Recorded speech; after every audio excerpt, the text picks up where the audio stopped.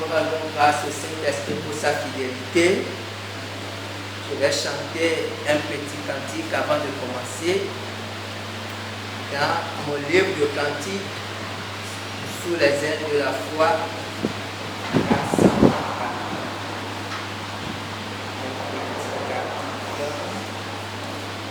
ok.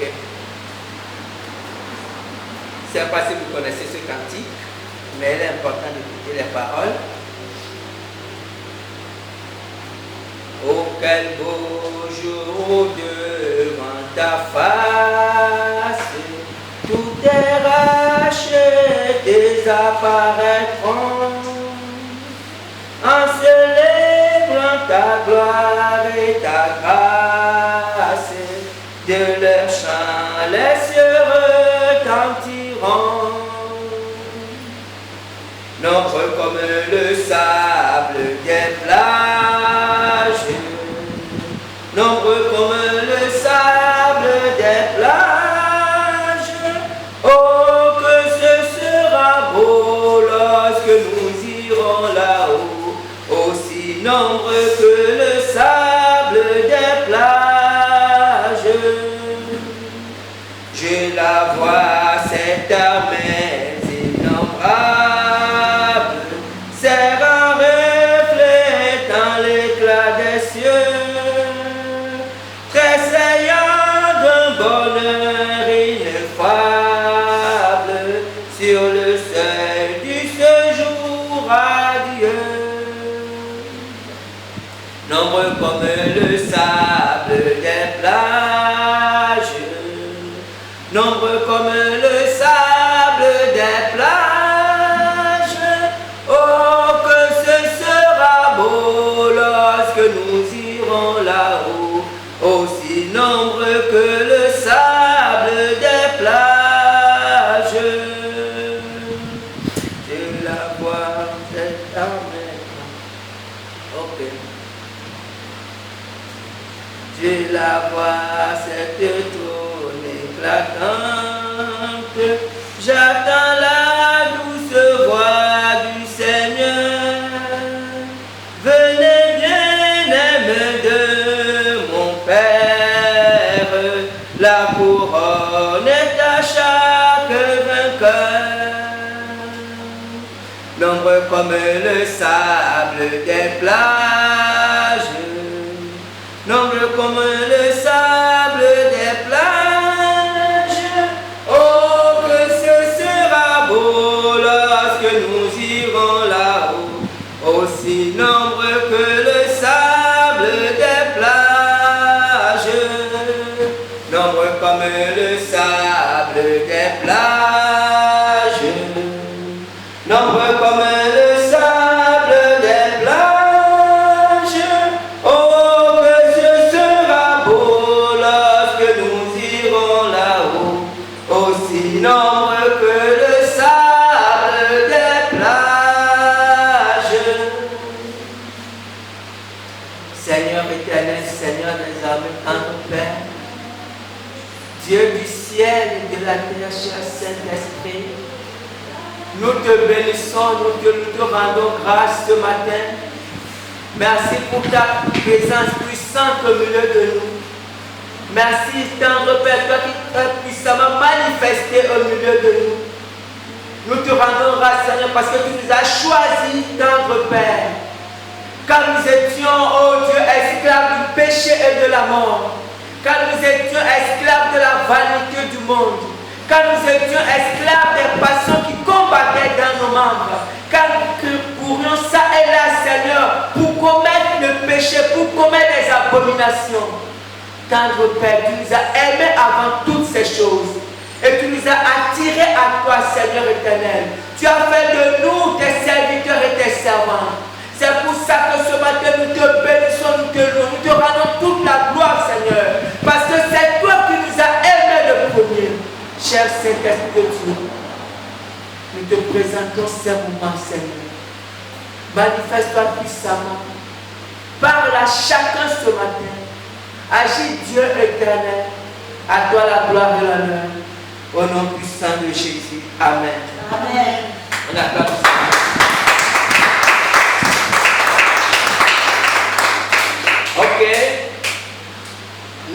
sur le thème de la vision depuis quelque temps. Et nous allons terminer avec ce thème mensuel. Le thème de ce jour, c'est la vision et la prière. La vision et la prière.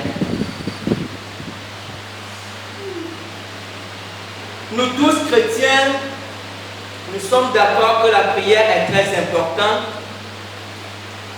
Et beaucoup se battent pour prier le matin et le soir. Le matin au réveil et le soir avant de dormir. Et nous sommes aussi, reconnaissons aussi beaucoup que ce n'est pas évident de prier.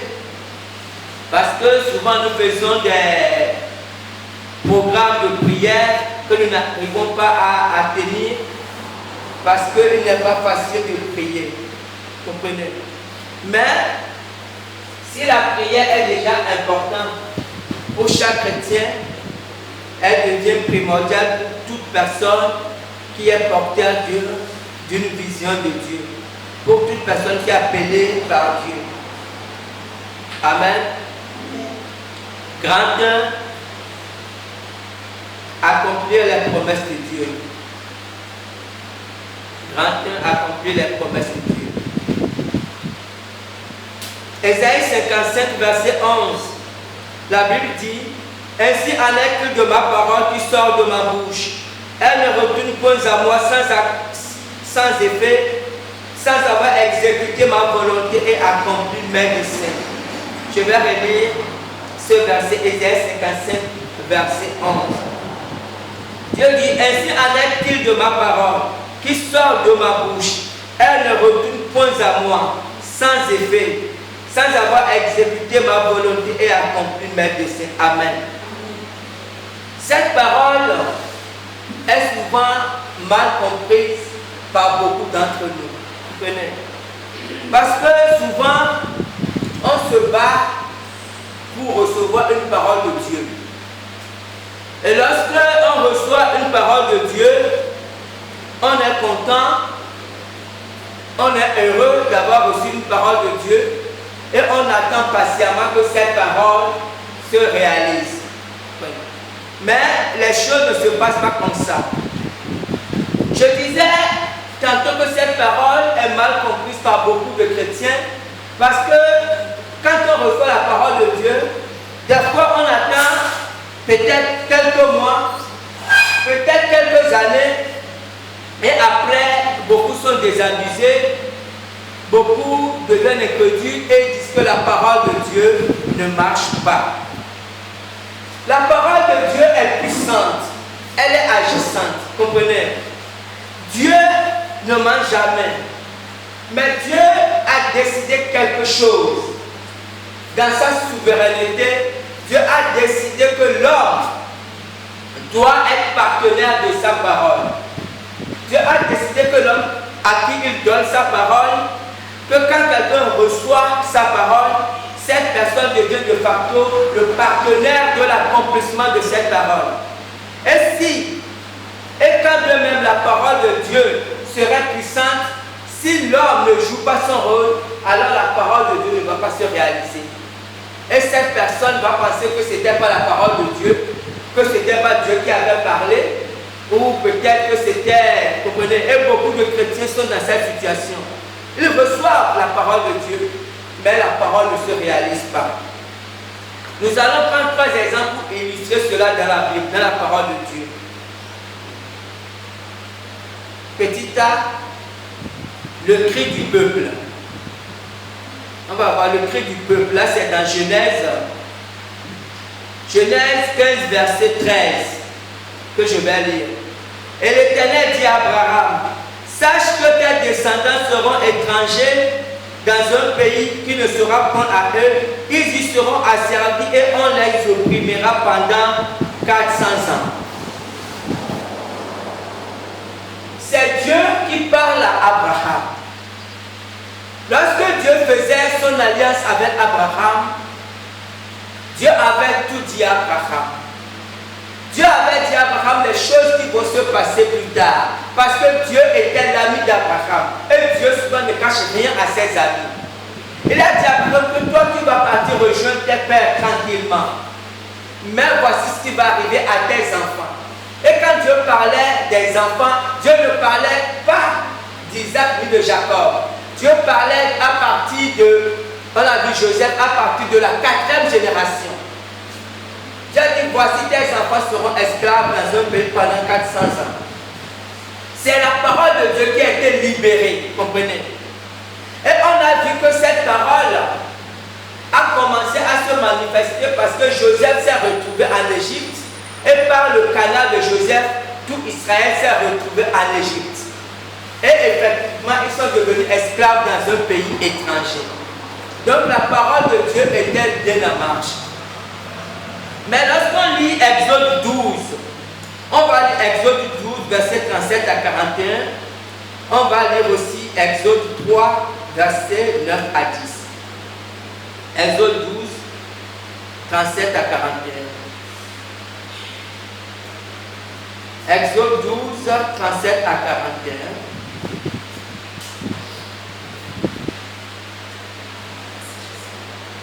Exode 12, 37 à 41, je lis la parole de Dieu. Exode 12, 37 à 41, la Bible dit, les enfants d'Israël partirent de Ramsès pour Sukkot, au nombre d'environ 600 000 hommes de pied sans les enfants. Une multitude de gens de toute espèce montèrent avec eux. Ils avaient aussi des troupeaux considérables de brebis et de bœufs. Ils firent des gâteaux puissants levés avec la pâte qu'ils avaient emportée d'Égypte et qui n'étaient pas levés car ils avaient été chassés d'Égypte sans pouvoir tarder et sans prendre des provisions avec eux. Le séjour des enfants en Égypte fut de 430 ans. Et au bout de 430 ans, le jour même, toutes les armées de l'Éternel sortirent du pays d'Égypte.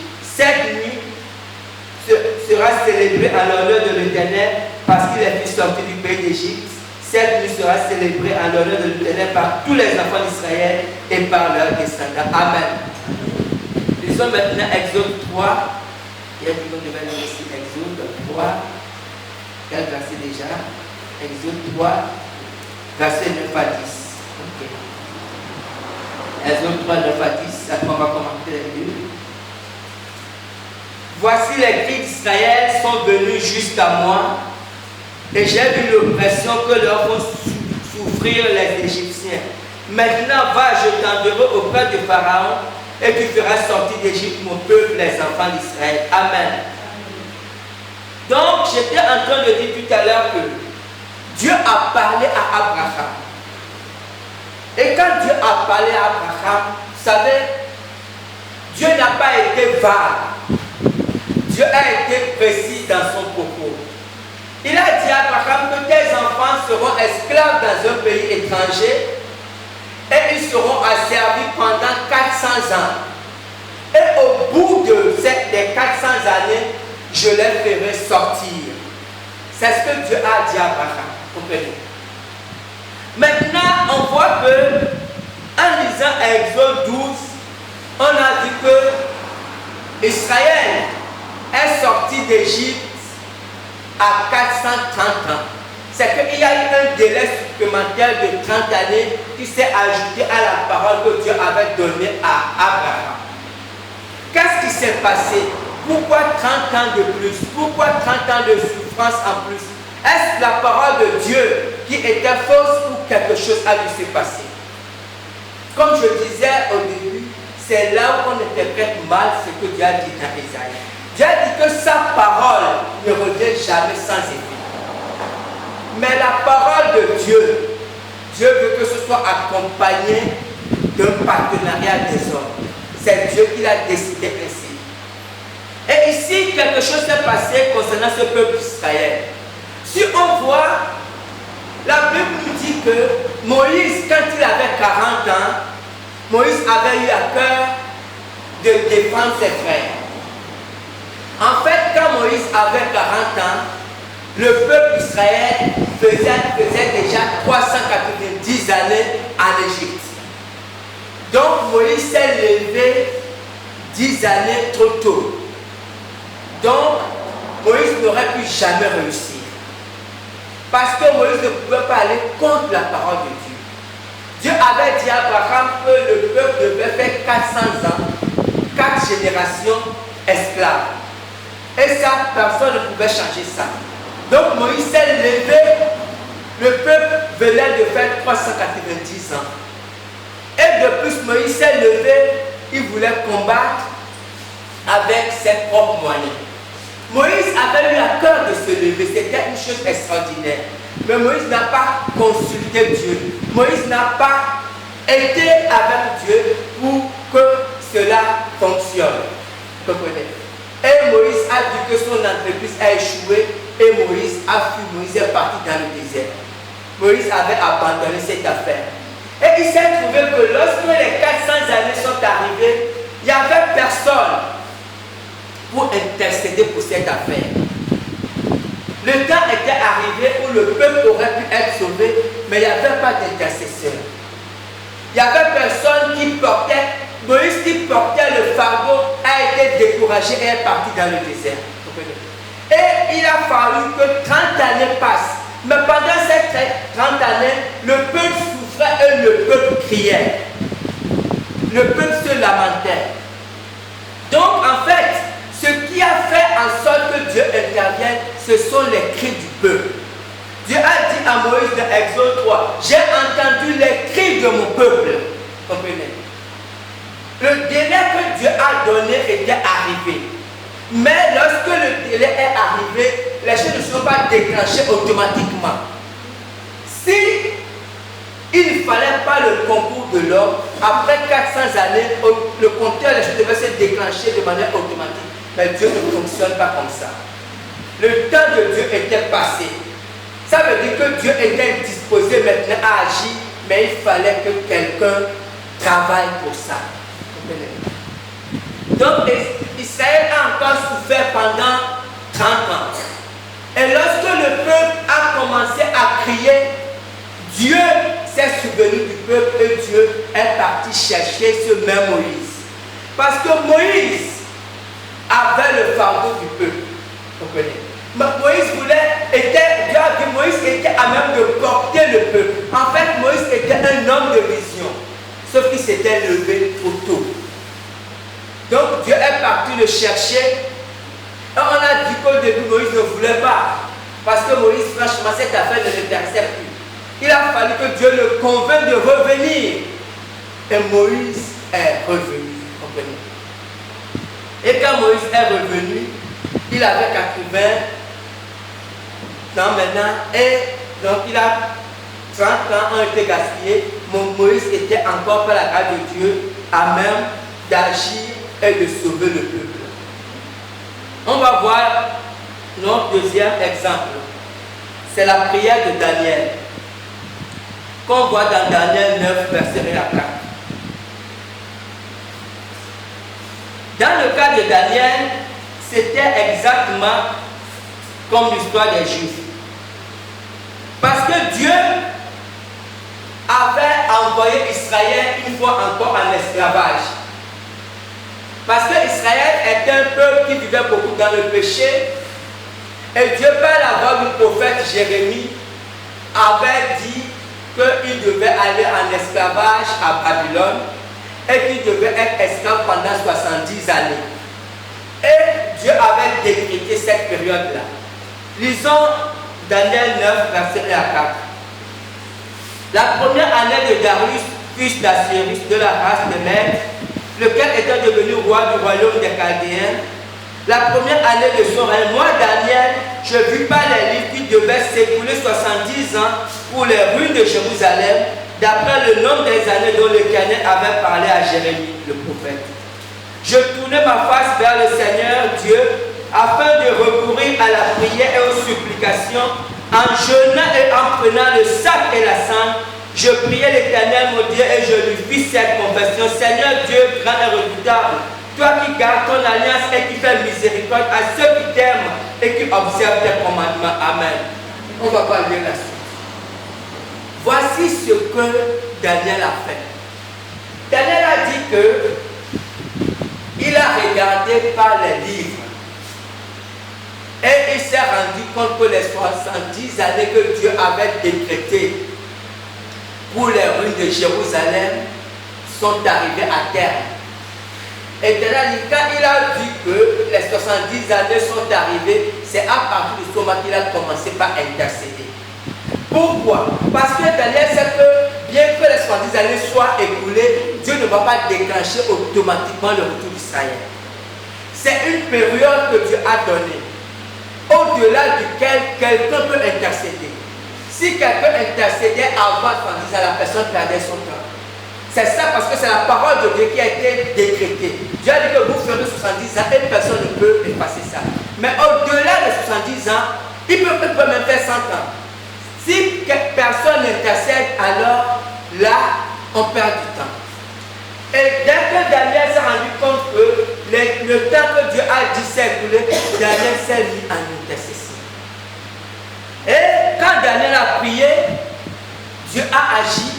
On a dit que Dieu a utilisé, on a parlé de ça dimanche dernier, Dieu a utilisé Néhémie, Dieu a utilisé Esther, quand vous verrez que Dieu a déclenché, Dieu a utilisé le roi pour faire en sorte que Jérusalem soit rebâtie. Donc, ça c'est le second exemple. Le troisième exemple, on va voir la prière d'Élie. C'est pour faire asseoir, pour qu'on comprenne bien la parole de Dieu. Dieu dit que sa parole ne sort pas sans accomplir ses desseins.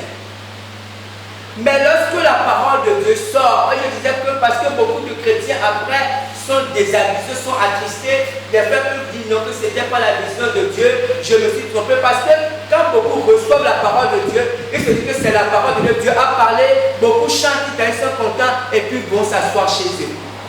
Et les mois passent, les années passent, ils se rendent compte que ce que Dieu a dit n'arrive pas. Et après, on dit que c'est une fausse prophétie. La parole de Dieu sort, elle est puissante. Mais si la parole de Dieu n'est pas accompagnée d'intercession, rien ne va arriver. On doit bien comprendre ça. Et c'est ce que Élie a fait. Dans 1 Roi 17, verset 1 à 9, bon, on va quand même lire ça, 1 Roi 17, d'abord. Lisons 1 Roi 17, c'est l'histoire d'Élie, on va voir. 1 Roi, comment Dieu, 1 Roi 17, verset 1 à 9, j'ai lu la parole de Dieu. Élie le Shibite, l'un des habitants de Galad, dit à Akab, l'Éternel est vivant, le Dieu d'Israël dont je suis le serviteur. Il n'y aura 7 années si ni rosée ni plus, sinon à ma parole. Et la parole de l'Éternel fut adressée à Élie en ces mots. Pars d'ici, dirige-toi vers l'Orient et cache-toi près du torrent de Kérit, qui est en face du Jourdain. Tu boiras de l'eau du torrent et j'ai ordonné au corbeau de te nourrir là. Il partit, fit selon la parole de l'Éternel et il alla s'établir près du torrent de Kérit, qui est en face du Jourdain. Les corbeaux lui apportaient du pain et de la viande le matin et du pain et de la viande le soir, et il buvait de l'eau du torrent. Mais au bout d'un certain temps, le torrent fut à sec, car il n'était point tombé de plus dans le pays. Alors la parole de l'Éternel fut adressée en ces mots. Lève-toi, va à Sérepta qui appartient à Sidon et demeure là. Voici, j'ai ordonné à une femme veuve de te nourrir. Il se leva et il alla à Sérepta. Comme il arrivait à l'entrée de la ville, voici, il y avait là une femme veuve. On va s'arrêter là. Ouais. Voilà ce qui se passe avec Jérémie. Élie. Élie était un grand prophète. Et du temps d'Élie, le roi qui était là, Akab, et sa femme Jézabel, faisaient n'importe quoi. Et Élie a dit, l'Éternel, que je suis le serviteur est vivant, et Élie a décrété qu'il n'y aura plus de pluie. Mais quand on étudie bien cette parole, on se rend compte qu'Élie n'a pas décrété. Vous savez, nous devons faire très attention. Parce qu'en tant qu'homme de Dieu, en tant que femme de Dieu, des fois nous voulons déclarer les choses qui ne viennent pas de Dieu. Ici, Élie n'a pas déclaré quelque chose qui ne venait pas de Dieu. Élie a commencé à dire l'Éternel, Dieu dont je suis le serviteur. Et Élie a déclaré des paroles. Et on se rend compte que juste après cela, Dieu lui dit, tiens, pars d'ici. Dieu l'envoie dans un torrent. Il était seul. Il était seul là-bas et c'était les oiseaux, les corbeaux qui le nourrissaient. Et quelques temps après, comme il ne pleuvait pas, c'était un torrent, le torrent a séché. Dieu lui dit, maintenant va, je t'envoie chez une veuve.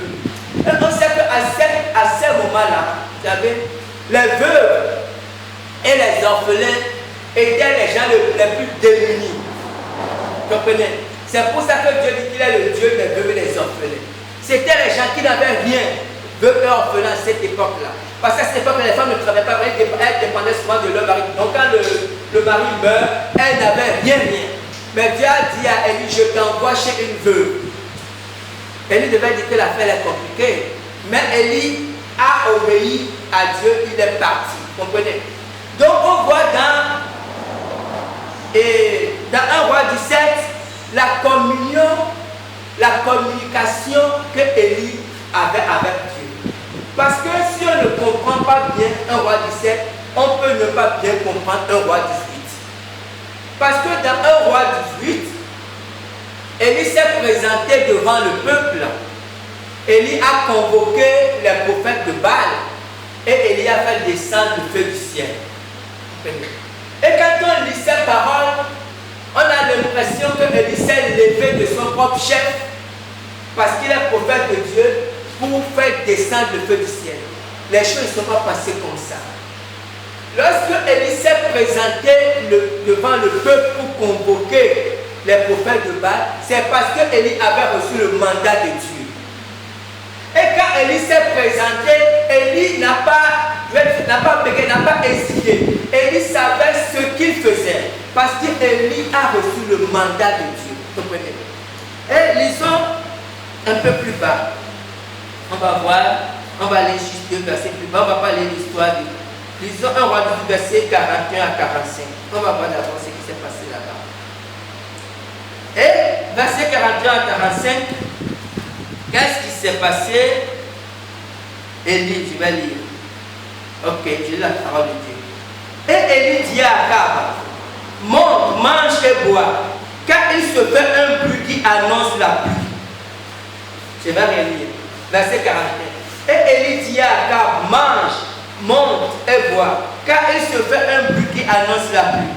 Akab monta pour manger et pour boire, mais Élie monta au sommet du Carmel et se pencha contre terre, il mit son visage entre ses genoux et il dit à son serviteur, monte, regarde du côté de la mer. Le serviteur monte et il regarda et dit, il n'y a rien. Élie dit 7 fois, retourne. À la 7e fois, il dit, voici un petit nuage qui s'élève de la mer et qui est comme la pomme de la main d'un homme. Et Élie dit, monte et dis à Akab, attelle et descends afin que la pluie ne t'arrête pas. Et peu d'instants, le ciel s'obscurcit par le nuage, le vent s'établit et une forte pluie. Akab monta sur son char et partit pour Jisraël. Amen. Qu'est-ce qui s'est passé ici? Élie avait décrété qu'il n'y aura pas de pluie. Et effectivement, il y avait plus de pluie. C'était une grande sécheresse. Pendant des années, je pense que ça fait 3 années comme ça. Et les gens étaient vraiment en souffrance. Mais pendant que les gens étaient en souffrance, on a dit que Dieu avait mis Élie à part. Pendant un temps, Dieu a dit à Élie d'aller auprès du torrent. Et Élie buvait de l'eau là-bas et Élie était nourri par le corbeau. Et quand le torrent a séché, Dieu a envoyé Élie après chez la veuve de Sérepta qui s'est occupé d'Élie jusqu'à un moment donné. Mais il fallait maintenant que cette affaire s'arrête. Et Dieu a renvoyé Élie chez Akab. C'est Akab qui était le roi. Et quand Élie est parti chez Akab, elle est reparti chez Akab, Élie a d'abord défié Akab. Il a appelé les prophètes de Baal et ils ont fait leur cérémonie. Après, Élie a fait descendre le feu du ciel. Et après, Élie a ordonné qu'on tue tous les prophètes de Baal. Et on a tué tous les prophètes de Baal. Après cela, le roi a interpellé Élie pour lui dire que c'est toi qui tues Israël. Élie a dit non, ce n'est pas moi qui tue Israël, c'est plutôt toi qui tues Israël à cause du péché. Mais après, c'est après ça qu'Élie a dit maintenant au roi, va, mange, monte et mange, parce qu'il y a un bruit qui annonce la pluie. Lorsque Élie dit à Akab qu'il y a un bruit qui annonce la pluie, il n'y avait aucun signe de pluie. Comprenez? Même parce que Dieu avait dit à Élie que la pluie devait revenir. Dieu a dit à Élie que la pluie devait revenir après qu'il ait fait tout ce qu'il devait faire. Il a fait descendre le feu du ciel. Vous savez, vous regardez le comportement d'Élie. Élie venait de faire descendre le feu du ciel. Miracle extraordinaire. Mais quand Élie a dit à Akab, va, il y a un bruit qui annonce la pluie, la Bible dit que Élie a laissé Akab partir et Élie est monté sur la montagne et Élie s'est trouvé, il avait une position de supplication. La Bible dit qu'il a mis sa tête dans ses genoux et en fait il priait. Et quand il priait, à chaque fois il disait à son serviteur, va voir s'il y a un signe. Parce qu'il attendait un signe. Élie a dit quelque chose, mais il sait que pour que cela arrive, il fallait qu'il prie, même si c'est Dieu qui lui a dit. Ce n'est pas parce qu'il venait de faire tomber le feu du ciel qu'il pouvait dire avec des éventures que va, il va pleuvoir parce qu'il est dans le feu. Et Élie s'est mis à prier jusqu'à ce que son serviteur lui dit, c'était Élisée, lui dit, voici je vois un bout de... Il a dit, là c'est bon. Et quand il dit là c'est bon, c'est là où Élie est parti. Elle a dit quelques temps après, la pluie est arrivée. C'est très important. Si nous voulons que Dieu, dans sa bonté, effectivement, nous donne des promesses. Dieu nous donne beaucoup de promesses, mais malheureusement, la plupart de ces promesses se perdent. Vous comprenez? Parce que nous ne faisons pas notre part du travail. Ou lorsque nous faisons notre part du travail, nous le faisons un peu avec négligence. Dieu peut te donner une parole extraordinaire. Si tu ne fais pas ta part du travail, la chose ne va pas s'accomplir. Et ta part du travail, c'est prier pour accompagner la parole que Dieu t'a donnée. C'est pour ça que j'ai voulu qu'on prenne 3 exemples pour faire asseoir ce principe. On a vu dans le cas de Moïse, ou dans le cas du peuple d'Israël, où Dieu a donné une parole à Abraham. On a vu que Israël a perdu 30 ans parce qu'il n'y avait personne pour intercéder. On a vu Daniel. Daniel surveillait le temps. Et lorsque les 70 années sont passées, Daniel a commencé par intercéder afin que Dieu agisse. Et on a vu Élie qui a dit qu'il va pleuvoir parce qu'il a reçu cela de Dieu, mais il a fallu qu'il intercède pour que cela arrive. Donc c'est très important. Il est très bien de recevoir une parole de Dieu, de travailler pour recevoir une parole de Dieu, une promesse. Cette promesse, ça peut Dieu peut te parler, ça peut être la parole que le pasteur te donne. C'est très bien. Mais ça ne veut pas dire que cela va forcément s'accomplir. Dieu a donné sa parole. Il faut maintenant que toi, tu accompagnes cela avec ta prière. Amen. Amen. Grand 2, l'homme de Dieu et la prière. Lorsque nous étudions toute la Bible, que ce soit l'Ancien ou le Nouveau Testament, on se rend compte que tous les hommes de Dieu, ou tous les hommes de Dieu qui ont accompli leurs affaires ou leur vocation, étaient tous des hommes de prière. Et Jésus était l'exemple suprême. Vous comprenez? Tous les hommes que Dieu appelle, qui jusqu'à la fin remplissent leur mission, ils étaient des hommes de prière. En d'autres termes, on ne peut pas être un homme de vision sans être un homme, une femme de prière. Amen. Et on va prendre encore l'exemple de Moïse. Premier exemple, c'est l'exemple de Moïse dans Exode 34, versets 27 à 35. Exode 34.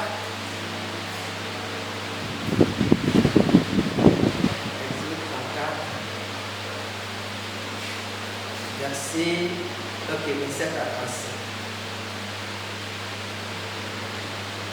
versets 25 à 35, Exode 34.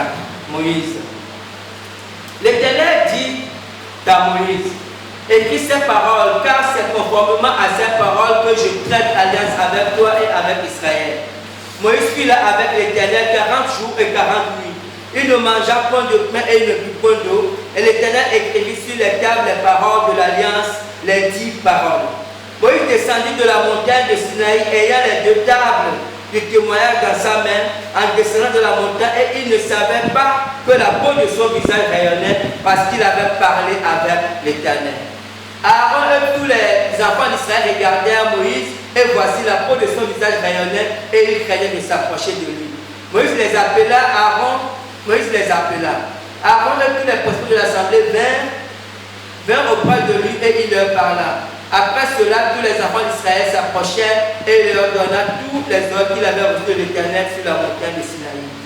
Lorsque Moïse eut achevé de leur parler, il mit un voile sur son visage. Quand Moïse entrait devant l'Éternel pour lui parler, il ôtait le voile jusqu'à ce qu'il sortît. Et quand il sortait, il disait aux enfants d'Israël ce que lui avait été ordonné. Amen. Moïse, la Bible dit Moïse était le seul homme avec lequel Dieu parlait comme s'il parlait à son ami.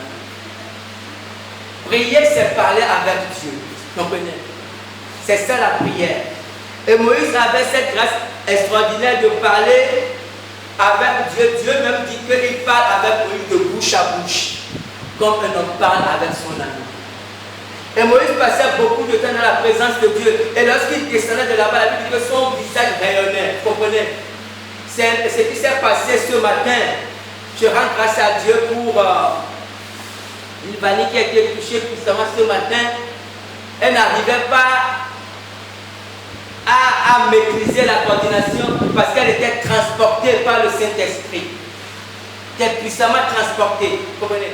Donc, c'est ça, lorsque le Saint-Esprit, lorsque Dieu est en communion avec quelqu'un, et lorsque la personne sort de là, son visage rayonne. Parce que la gloire de Dieu est sur cette personne. Et Moïse a vécu cette expérience avec Dieu. L'autre exemple, j'ai voulu comprendre le Nouveau Testament, c'est Zacharie. Zacharie, c'est le père de Jean-Baptiste. Lisons Luc 1, verset 5 à 13. Luc 1, verset 5 à 13.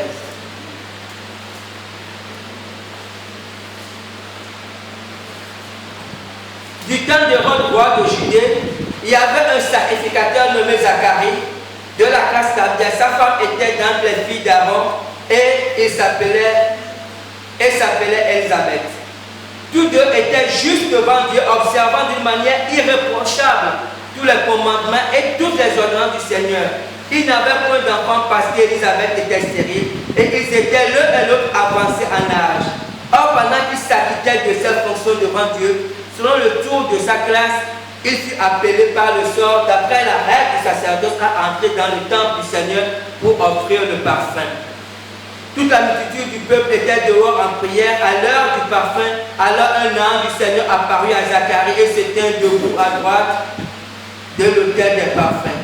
Amen. Vous voyez, Zacharie, la Bible dit que sa femme et lui ils marchaient devant Dieu, ils étaient irréprochables. Et Zacharie était sacrificateur. Donc il était un homme de prière.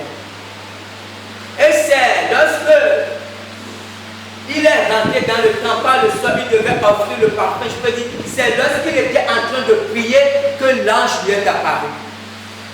Quand il était en prière, l'ange lui est apparu pour lui annoncer la nouvelle de Jean-Baptiste. Amen.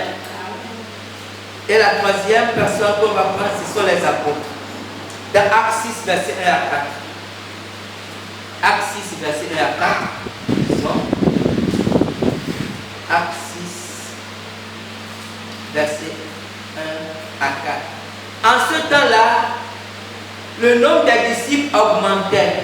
Les hellénistes murmuraient contre les Hébreux parce que leurs veuves étaient négligées dans la distribution qui se faisait chaque jour. Les 12 convoquaient la multitude des disciples et dirent: il n'est pas convenable que nous laissions la parole de Dieu pour servir aux tables. C'est pourquoi, frères, choisissez parmi vous cet homme de qui l'on rend un bon témoignage, qu'il soit plein d'esprit saint et de sagesse, et que nous chargerons de cet emploi. Et nous continuons à nous appliquer à la prière et au ministère de la parole. Amen. Vous savez, là, c'était les apôtres, vous savez, lorsque on a un ministère, ou lorsque Dieu nous confie quelque chose, souvent, Satan aime apporter la distraction. Il y a beaucoup de choses qui sont importantes dans l'église, vous comprenez? Mais il y a des choses qui sont précieuses. Et ici, la Bible dit en ce temps-là, le Saint-Esprit agissait puissamment et l'église croissait, beaucoup de gens se convertissaient.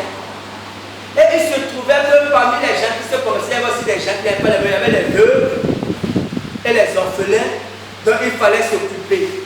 Donc c'était très important de s'occuper de ces personnes parce que Dieu veut qu'on s'occupe des veuves et des orphelins. Comprenez? Mais à un moment donné, ça on voit ça dans Actes 2, à un moment donné, les apôtres étaient impliqués dans ce travail. Donc, ils repartaient les dons et puis ils partageaient, c'était l'argent, c'était les biens. En fait, ils distribuaient les choses aux gens, comme la Bible a dit dans Actes 2, selon les besoins de chacun. Comprenez? Donc, ils partageaient les biens et les choses se faisaient bien. Malgré cela, il y avait d'autres personnes, les ennemis, qui les critiquaient toujours. C'était maintenant de mettre la pression sur les apôtres. Comprenez? Certains utilisaient les gens pour critiquer les apôtres, que leurs vœux étaient négligés, ce qui mettait une autre pression sur les apôtres.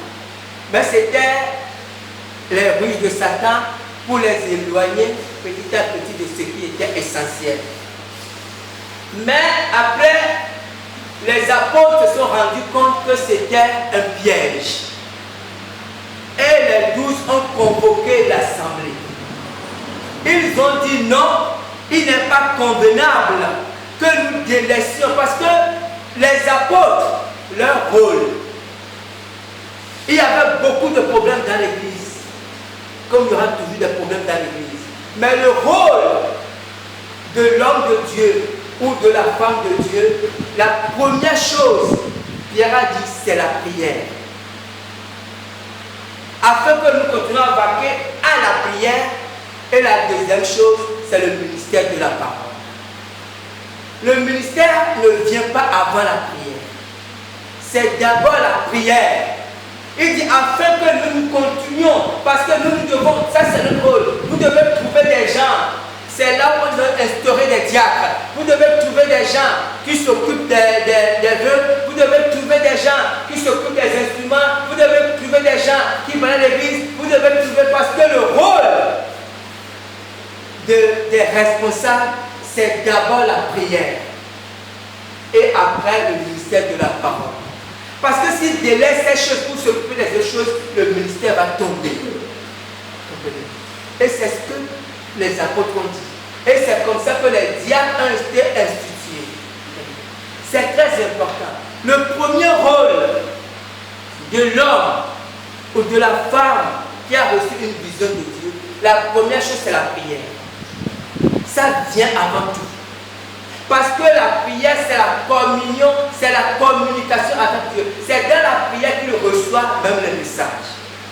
S'il néglige, quel que soit cet homme de Dieu, même s'il crache du feu, s'il néglige la prière, en fait, il est déjà en train de mourir. Si un homme de Dieu néglige la prière, une femme de Dieu néglige la prière, en fait, il est déjà en train de mourir. Même s'il ne s'en rend pas compte. Et c'est ce que Pierre a dit ici, que la première chose, c'est la prière. C'est la prière. Et si on néglige la prière, c'est qu'il y a déjà des problèmes. Amen. Ok. Nous allons vers la fin. Grand 3. La prière est une guerre. On a dit au début que nous savons tous que ce n'est pas évident de prier. Parce que souvent nous faisons des programmes de prière. Je vais jeûner demain. Et puis quand demain vient, c'est compliqué. Il y a même certaines personnes, dès que tu te mets à genoux, tu veux prier, tu vois beaucoup de pensées qui viennent, ou tu te rappelles que tu as oublié quelque chose d'urgent, d'important, que tu dois aller régler. Pourquoi? Parce que la prière, c'est la guerre. La Bible dit que la prière fervente du juste a une grande efficacité. La prodigale. La prière fervente du juste. Comprenez? Quand un juste, un homme, une femme qui est droit devant le ciel met à prier, c'est le danger dans le camp de l'ennemi. C'est pour ça que dès que tu te mets à genoux, tu veux prier, tu vois que beaucoup de pensées viennent, les choses que tu avais oubliées, beaucoup de choses viennent te troubler, les choses que tu mets, c'est pour te distraire de l'essentiel. C'est pour t'appeler de te concentrer parce que là tu es en guerre. Lisons Exode 17, versets 8 à 13. Exode 17, verset 8 à 13. Ok, je lis la parole de Dieu. Amalek veut combattre Israël à Rephidim. Alors Moïse dit à Josué, choisis-nous des hommes, sors et combat Amalek. Demain je me tiendrai sur le sommet de la colline, la verge de Dieu dans ma main. Josué fit ce que lui avait dit Moïse pour combattre Amalek. Et Moïse, Aaron et Hur montèrent au sommet de la colline. Lorsque Moïse élevait sa main, Israël était le plus fort. Et lorsqu'il baissait sa main, Amalek était le plus fort. Les mains de Moïse étant fatiguées, il prit une pierre qu'il placèrent sur lui et il s'assit dessus. Aaron et Hur soutenaient ses mains l'un d'un côté, l'autre de l'autre, et ses mains restèrent fermes jusqu'au coucher du soleil. Et Josué vainquit Amalek et son peuple au tranchant de l'épée. L'Éternel dit à Moïse, écris cela dans le livre pour que le souvenir s'en conserve et déclare à Josué que j'effacerai la mémoire d'Amalek de dessous les cieux. Amen. Essayons de regarder ce qui se passe ici. Cette histoire, c'est une histoire réelle, ce n'est pas virtuel. Le peuple de Dieu a été attaqué par un peuple qu'on appelle Amalek. C'était un peuple puissant. Et quand ils ont été attaqués, Moïse a dit à Josué, choisis les hommes de guerre, allez faire la guerre. Et moi, je vais monter sur la montagne. Parce que Moïse, d'abord Moïse était l'homme de la vision. C'est à lui que Dieu avait confié la vision.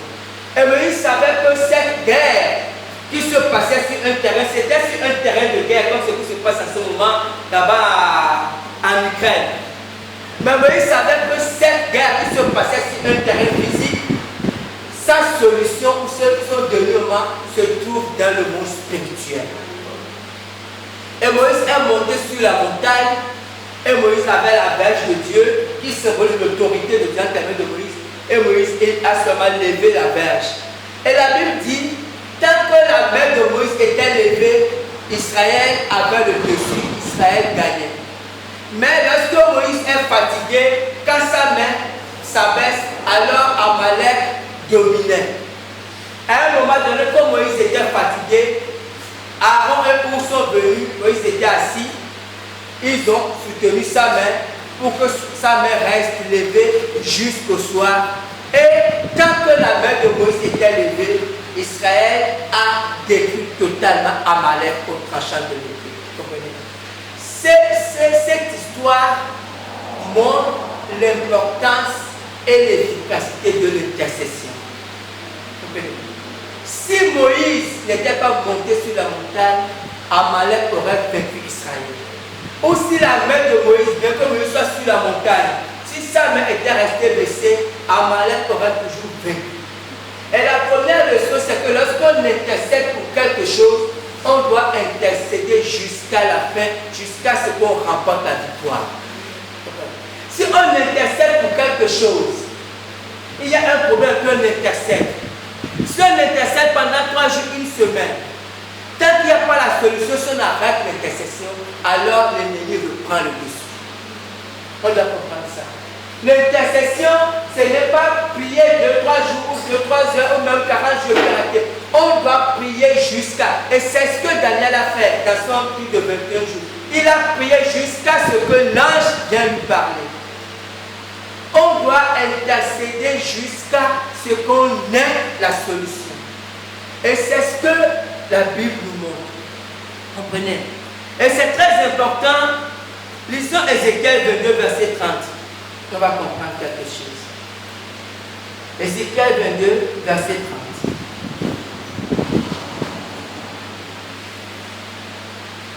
Ézéchiel 22, verset 30. Je lis la parole de Dieu.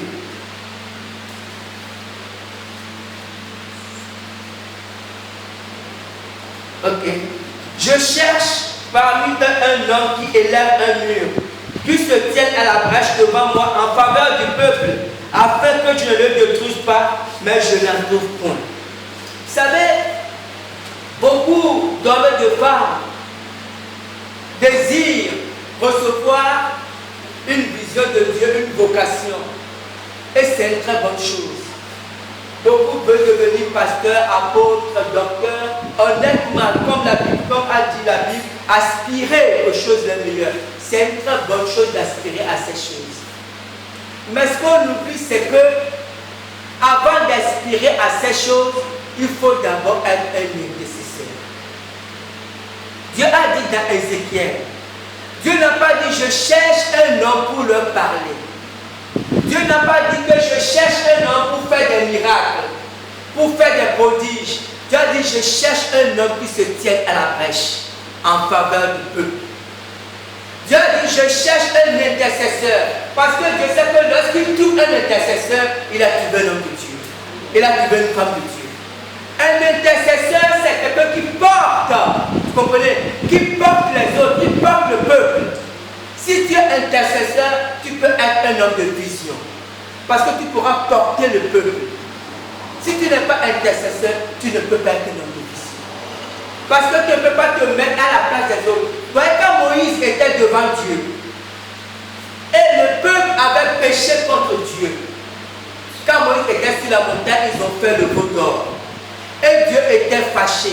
Et Dieu a dit à Moïse, laisse-moi, je vais les détruire. Et par toi, je vais refaire un homme. Moïse a dit non. Si tu les détruis, je préfère que tu fasses mon nom de lui. Moïse, mais pourquoi tu vas les détruire? Après les Juifs, les Égyptiens vont dire que tu les as amenés dans le désert pour les tuer. Et pourtant, Dieu proposait à Moïse quelque chose qui était dans son intérêt. Moïse a dit non, je préfère que moi, tu enlèves mon nom de lui de vie. Parce que Moïse était un intercesseur. Moïse portait le peuple de Dieu. Moïse avait à cœur le peuple de Dieu. Toute la vie de Moïse tournait autour du peuple de Dieu. C'est pour ça que Dieu est reparti chercher Moïse. Parce que Moïse, avant d'être un homme de vision, était d'abord un intercesseur. Et c'est ce qui attend beaucoup d'hommes de Dieu. Dieu peut confier une vision à quelqu'un, à un homme, à une femme. S'il n'est pas un intercesseur, tôt ou tard, il aura des problèmes. Tôt ou tard, parce qu'il ne saura pas porter le peuple de Dieu. Il ne saura pas gémir pour le peuple de Dieu. Il ne saura pas souffrir parce qu'un intercesseur, c'est quelqu'un qui souffre pour les autres. Amen. Amen. Et que Dieu bénisse sa parole.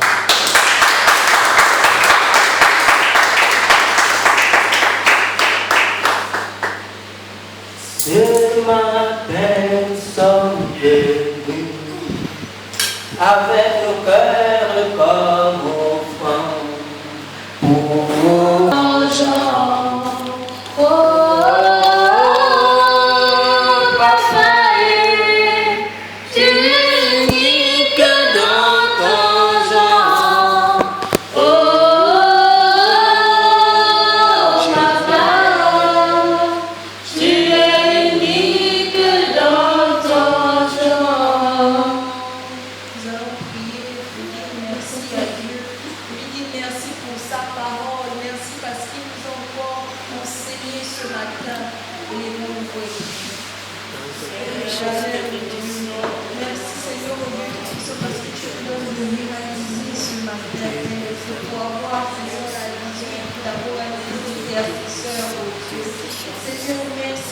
parce que je sais, Seigneur, nous sommes tous des intercesseurs, Seigneur. Seigneur, donne-nous, Seigneur, de prier, Seigneur, Seigneur, donne-nous de porter, Seigneur, nous puissions parler, Seigneur, peuple, oh Dieu. Seigneur, nous te disons Chaque jour, Seigneur Jésus, tu nous parles, oh Dieu Tout-Puissant. Merci, Seigneur, pour ce que tu fais, Seigneur, oh Dieu, dans nos cœurs. Merci, Seigneur, oh Dieu, parce que tu fais de nous, oh Dieu, des hommes et des femmes de prière, des hommes et des femmes de Dieu, oh Dieu Tout-Puissant. Seigneur, nous te bénissons, oh Dieu, ton amour chaque jour, oh Dieu.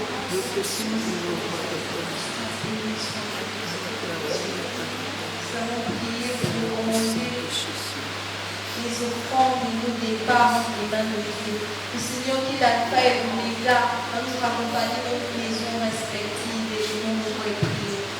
Père éternel, mon Dieu Tout-Puissant, Seigneur, merci oh Dieu pour ta grâce. Merci Seigneur pour ces moments merveilleux oh Dieu, que tu nous as permis de passer, Papa. Seigneur, oh Dieu, nous prions que tu puisses bénir oh Dieu les offrandes, bénir oh Dieu ces offrandes, oh Dieu. Bénis les mains des personnes, Seigneur, oh Dieu, ceux qui devront, oh Dieu. Seigneur, oh Dieu, que ta provision, oh Dieu, soit sur chacun d'entre nous. Seigneur, nous commandons notre départ entre tes mains, Papa. Seigneur, que tes anges nous accompagnent, oh Dieu Tout-Puissant. Seigneur, que ton esprit demeure avec chacun d'entre nous, oh Dieu. Seigneur, donne-nous, oh Dieu, de prier chez nous, Père éternel. Donne-nous de continuer à marcher, Seigneur, dans ta parole, dans nos maisons, Papa. Merci Seigneur, c'est ta présence bénie. Merci Seigneur parce que tu nous gardes au Dieu du corps de la semaine qui arrive. Merci Seigneur parce que tu pourquoi Seigneur au besoin de chaque personne présente ici au Dieu. Merci Seigneur. Sois béni, sois béni. Amen.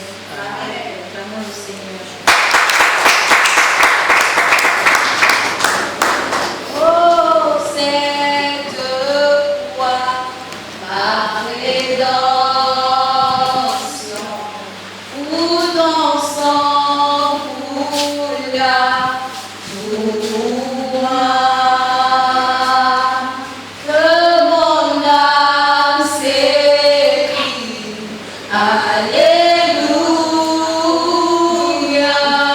gloire et honneur à toi seul.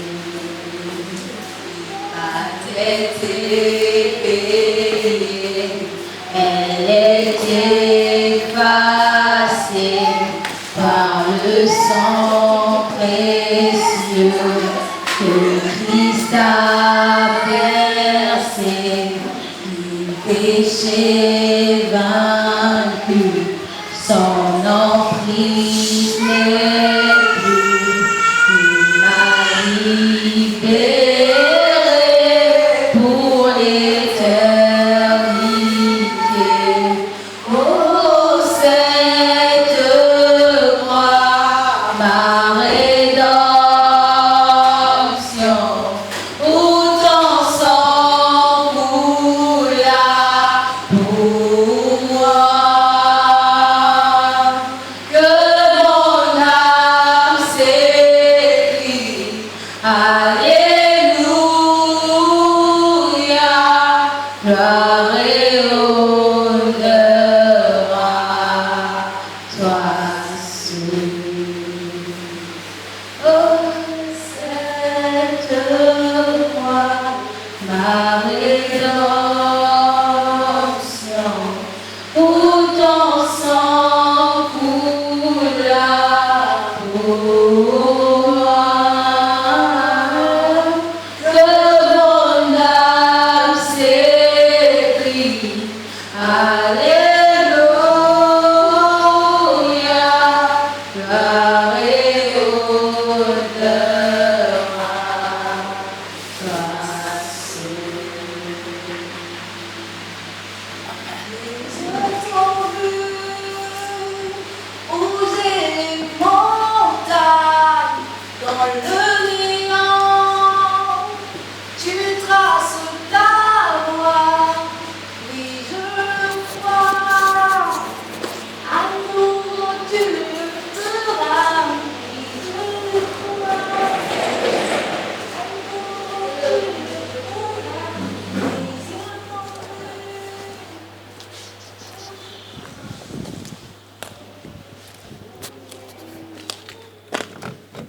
Alors, Chris, ça va?